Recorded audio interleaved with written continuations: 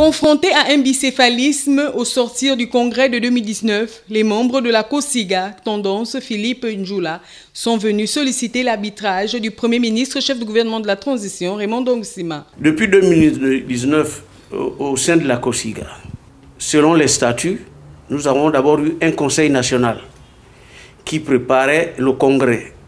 Nous sommes allés au congrès. Lors de ce congrès, c'est le camarade Njula qui a été élu. Le camarade Mbangema n'a jamais été candidat. Seul Njula a été candidat et a été plébiscité. Mais nous sommes surpris d'apprendre qu'aujourd'hui, le camarade Mbangema et son groupe s'octroient le privilège d'une COSIGA. Laquelle COSIGA? Au moment où nous parlons, nous avons plus de 3 décisions du tribunal qui donnent raison au camarade Njula. Et aujourd'hui, nous sommes venus voir le Premier ministre, le chef du gouvernement, pour essayer de mettre de l'ordre à cette situation. Homme de principe et respectueux de l'état de droit, le chef du gouvernement a dit saisir le ministre du Travail pour mettre un terme à cette situation. Lors des rencontres entre les confédérations, récemment, le ministre a appelé les confédérations par rapport au Code du travail. Nous n'avons pas été invités. Notre COSIGA n'est plus associé parmi les confédérations du Gabon. Le Premier ministre, au vu des décisions qu'il a prises, a dit qu'il prendra la décision qu'il faut. Créée en octobre 1969, la Confédération syndicale gabonaise compte à ce jour 75 syndicats et 19 confédérations syndicales.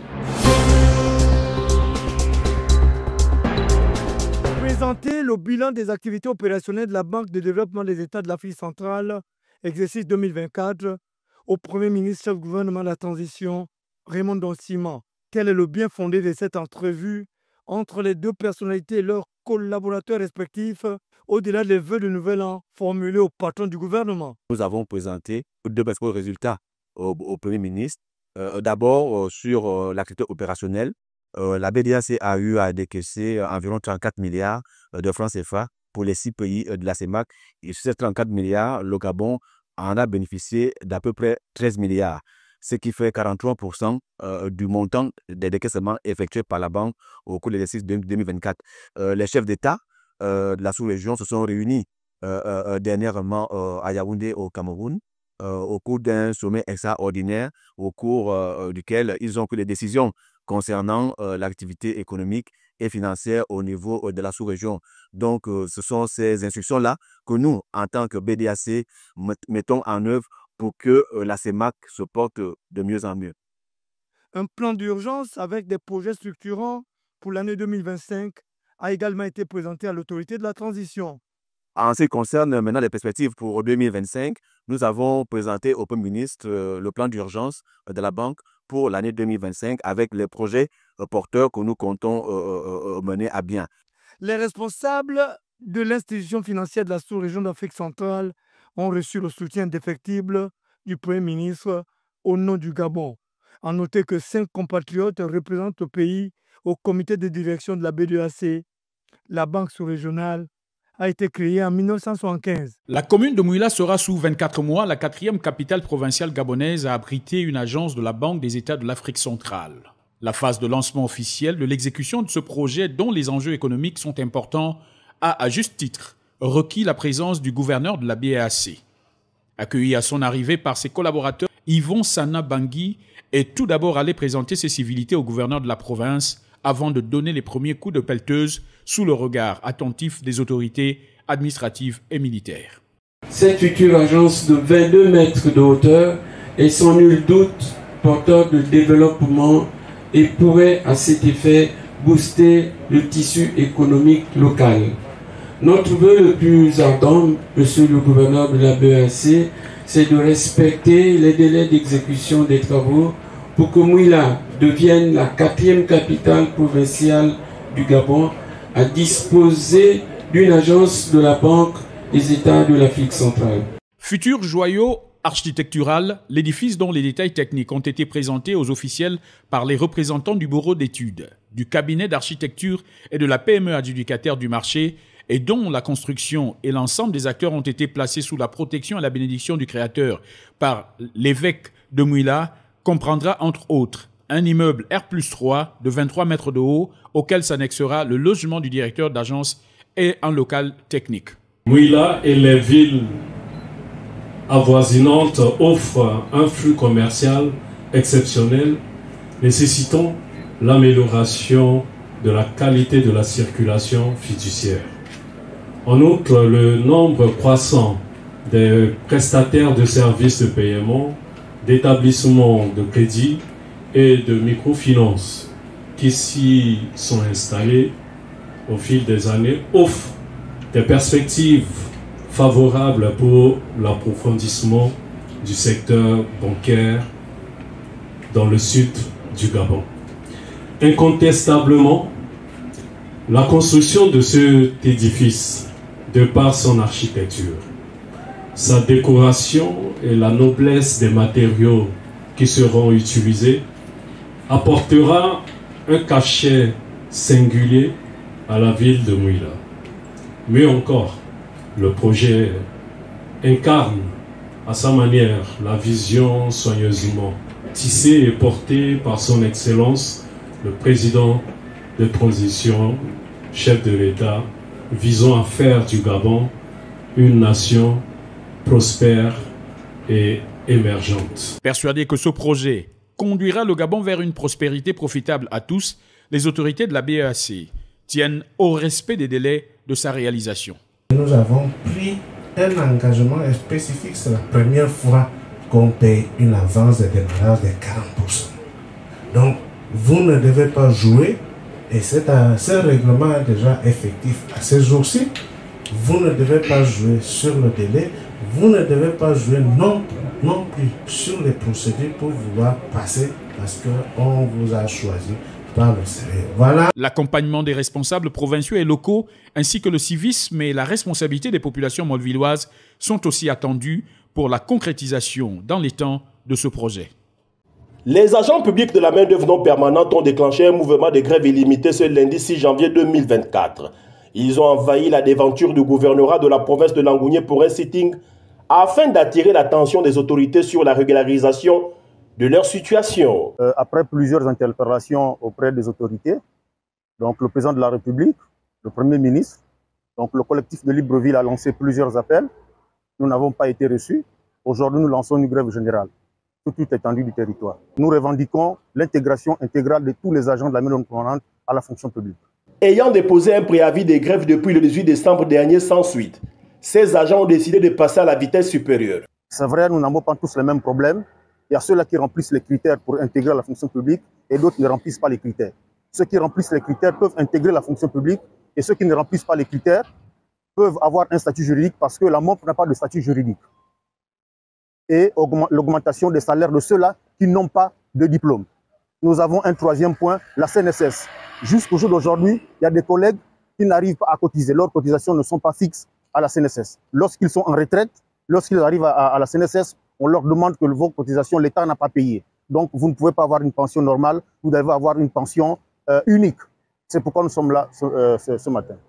Le mouvement de cette première journée a connu son épilogue par des échanges avec le préfet du département de la Douye-Onoye, Alphonse Démé, qui a rappelé aux agents grévistes que les plus hautes autorités de la République mettaient tout en œuvre afin de trouver une issue favorable à cette situation.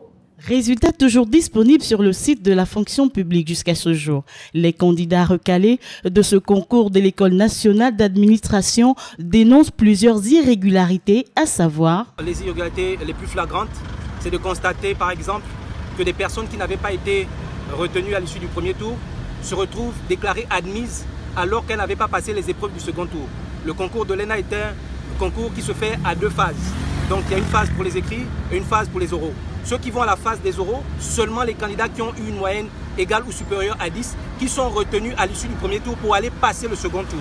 Mais curieusement, on s'est retrouvé, après avoir passé les épreuves du second tour, on se retrouve avec des gens qui étaient recalés depuis le premier tour, qui se retrouvent admises à lieu et place des personnes qui ont concouru au second tour. Au regard de ces irrégularités, ils souhaitent... Nous ne sommes pas en train de dire que nous, ici, nous avons été admis au concours. Nous sommes en train de dire qu'il y a eu des irrégularités et la loi dit que quand il y a irrégularité, il faut annuler le concours.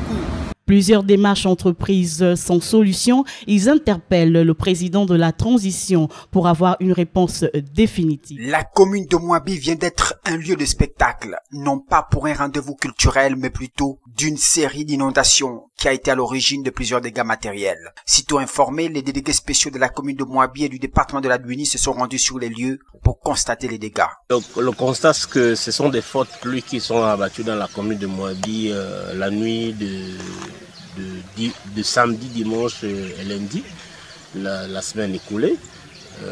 Mais qui a causé ces dégâts comme vous venez de constater avec nous. Donc c'est des familles, de certains ménages se sont réveillés le matin les pieds dans de l'eau, les enfants emportés par les eaux, les matelas, les lits, les cahiers, les fournitures scolaires pour beaucoup d'enfants. L'origine de ces inondations n'est tout autre que ces buses, mises en place lors des travaux d'aménagement des voies secondaires de la commune de Moabi. Des travaux qui jadis ont été de mauvaise qualité. Si on vit ce phénomène d'inondation dans cette zone, c'est causé par l'entreprise qui a eu le marché de faire le bicouche de bitumer cette eau. Ils ont posé des buses de petits diamètres, donc les eaux ont du mal à circuler.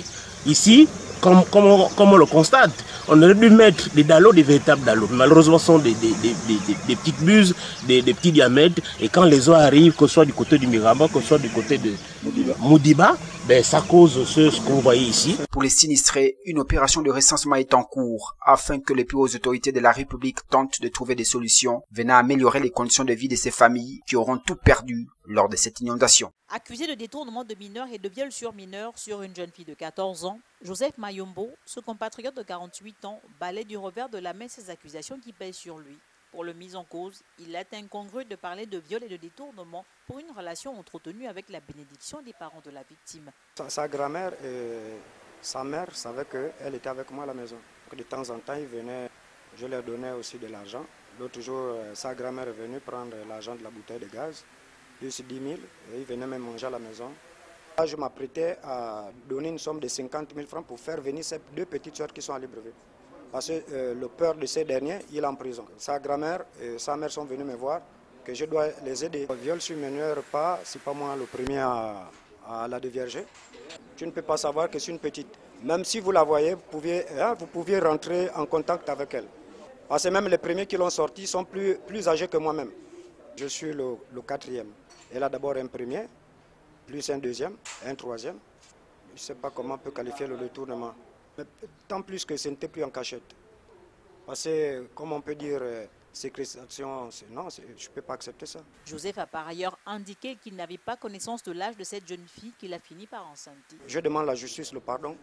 C'est chose que je ne savais pas qu'elle avait 14 ans. Bon, elle se métamorphose. Hein. Si vous pouvez faire les enquêtes de moralité. Hein. Elle porte les perruques.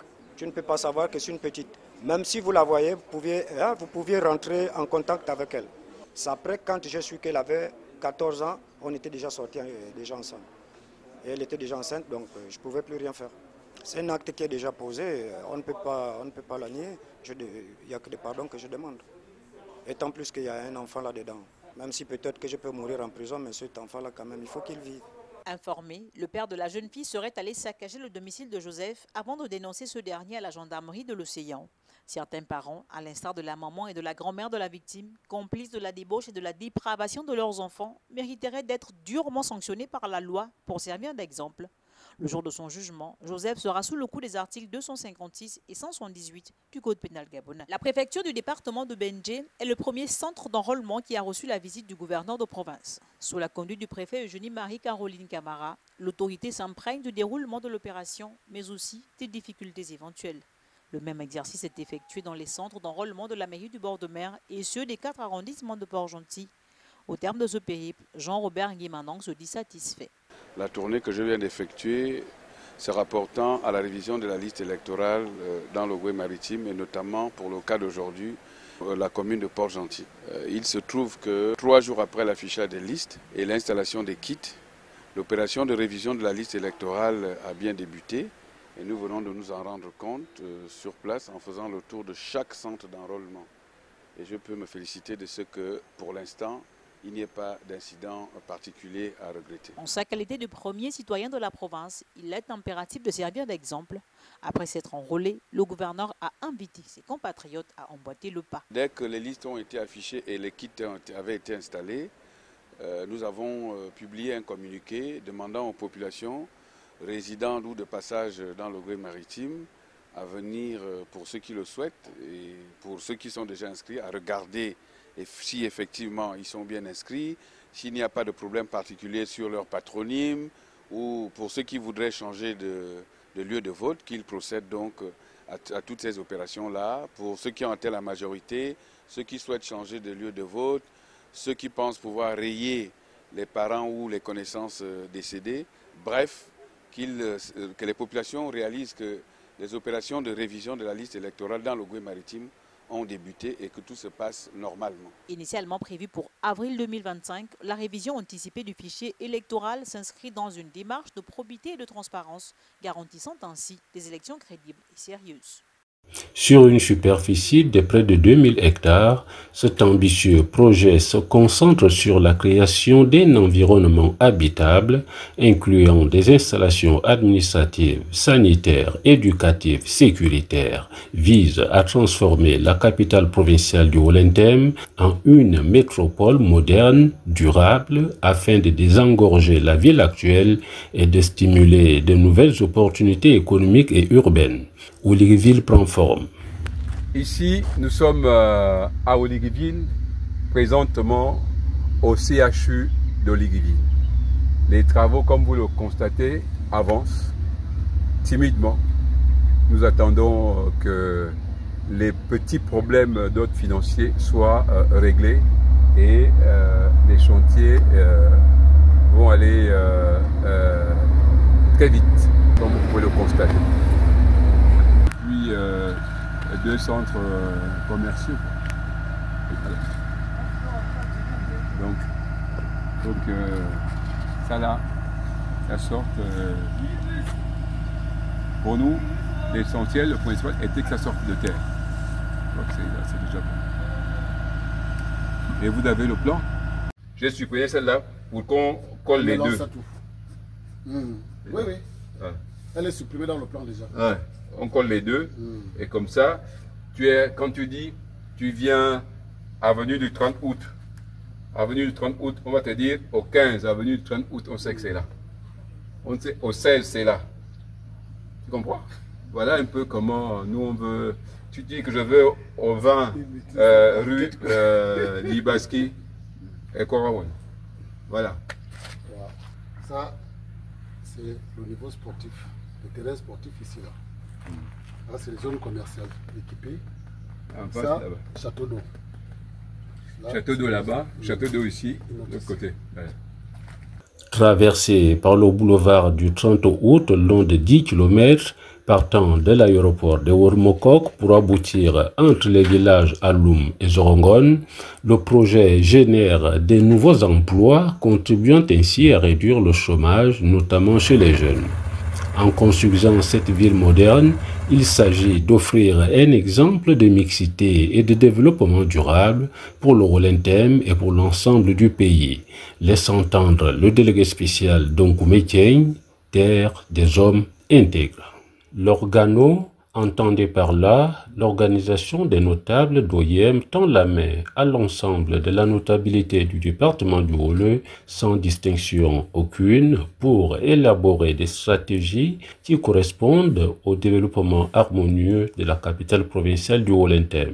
Exhortation faite au terme d'un copieux repas de fin d'année offert par la présidente fondatrice de l'organo. Cette rencontre est extrêmement importante parce qu'elle permet à notre présidente, Madame Marie-Hélène Mezu, d'inviter ses collègues de l'organisation des notables d'OIM et de la notabilité d'une façon générale à partager un verre, un repas à l'occasion du Nouvel An.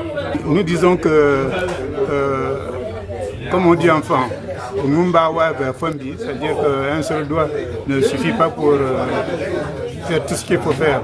Les 5 doigts de la main sont nécessaires pour accomplir certaines tâches. Nous disons qu'effectivement, dans le cadre de l'organisation qui a été créée par Marie-Hélène Mezu, il faut que nous soyons le plus nombreux possible, parce que plus nombreux nous sommes, plus les intelligences vont s'additionner et plus nous pouvons élaborer des stratégies qui correspondent vraiment à l'objectif et aux missions de notre organisation. La première mission, la mission déterminante, c'est de faire en sorte que nous constituions ce que nous appelons un organe d'aide à la décision. C'est-à-dire que nous nous mettons à la disposition des pouvoirs publics pour les orienter dans le chemin de la satisfaction de nos aspirations légitimes, les aspirations légitimes du peuple. Que tout ce qui est entrepris ici soit fait en fonction de nos besoins, pour satisfaire nos besoins, de façon que nous puissions tous vivre comme il faut. Nous sommes dans un pays riche, nous sommes dans un pays bien organisé. Nous avons un nouveau chef d'État à la tête de notre pays. Et Dieu seul sait que nous avons la chance de l'avoir parmi nous, c'est notre frère. Et nous appelons de tous nos voeux qu'il reste aussi longtemps que possible à la tête de cet État. Autour des mets du terroir, les échanges des membres de cette corporation et autres invités ont porté sur les maux qui minent la commune d'Oyem, tout en esquissant des pistes de solutions. Alors déjà, nos voeux, ce serait que tout un chacun puisse avoir la santé, une santé de fer. Et pour aussi qu'il y ait notre organisation, qu'elle puisse prospérer, qu'on fasse encore plus d'adhérents. Et naturellement, pouvoir asseoir des processus qui permettent d'énoncer les désirata des populations d'Oyem vers les autorités compétentes. Que les choses soient plutôt mieux assises, mieux conçues. Merci. Merci. Il n'est pas ici question de politique. Elle a invité tout le monde. Toutes les sensibilités sont ici. Donc, je résume que ce qu'elle vient de faire, nous inviter pour manger, pour souhaiter la bonne année à tout le monde, je trouve ça un grand geste. Vraiment, cette dame-là, c'est une grande dame. Je retiens, c'est une grande dame, je le répète, vraiment, nous sommes très, très, très contents. La nouvelle année, nous souhaitons à tout le monde les vœux de santé, de prospérité, de longévité et surtout, il faut le dire, c'est une année électorale. Vous voyez? Marie-Hélène a tout ajouté. Bonne année, bonne année, bonne année, bonne année, bonne année, bonne année, bonne année, bonne année. C'est la salle de réunion du conseil départemental de l'Ampassa qui a servi de cadre à cette cérémonie de présentation de vœux. Par la voix du représentant du personnel, tous les agents du conseil départemental de l'Ampassa, administratifs, techniques et opérationnels ont saisi cette occasion pour égrener un chapelet de doléances quant à leurs meilleures conditions de travail et de vie. Ensuite, ils ont imploré la bénédiction divine sur le délégué spécial et toute sa famille et lui ont souhaité la santé, la prospérité et la réussite dans sa mission. Par cette occasion, nous tenons à vous remercier sincèrement pour l'octroi de la prime d'incitation aux agents au titre de l'année 2024. Aussi, saisissons l'opportunité qui nous est offerte de poser quelques doléances. Le maintien de la prime d'incitation à la performance à tous les agents. La prime de transport, conformément au texte en vigueur. L'arbre de Noël aux enfants des travailleurs. La mise en place d'un plan de carrière. Répondant à cette intervention, capitaine Philippe Apouba, délégué spécial en charge du conseil départemental de l'Ampassa, a adressé ses remerciements aux agents avant de leur exprimer en retour ses vœux de santé qu'il a voulu très chaleureux. Une nouvelle année vient de commencer. J'ai sincèrement le plaisir de souhaiter réciproquement mes vœux les meilleurs à tous. Au sujet de leurs préoccupations, je vais simplement répondre, tant soit peu, à celle-ci. Par rapport à l'arbre de Noël, avec l'appui de nos camarades du syndicat du conseil, ils vont essayer de nous faire des propositions. Les meilleures conditions de travail. Nous sommes en début d'année budgétaire. Tout ça, c'est aussi une partie des contraintes budgétaires. Si nos budgets sont suffisamment garnis, mais pourquoi n'améliorons-nous pas les conditions de travail? Pour joindre l'utile à l'agréable, un repas a été offert aux invités, parmi lesquels le secrétaire général de la préfecture de l'Ampassa, le fondeur de pouvoir au trésor public de Franceville et les chefs des cantons. C'est la photo des familles qui a mis un terme à cette cérémonie.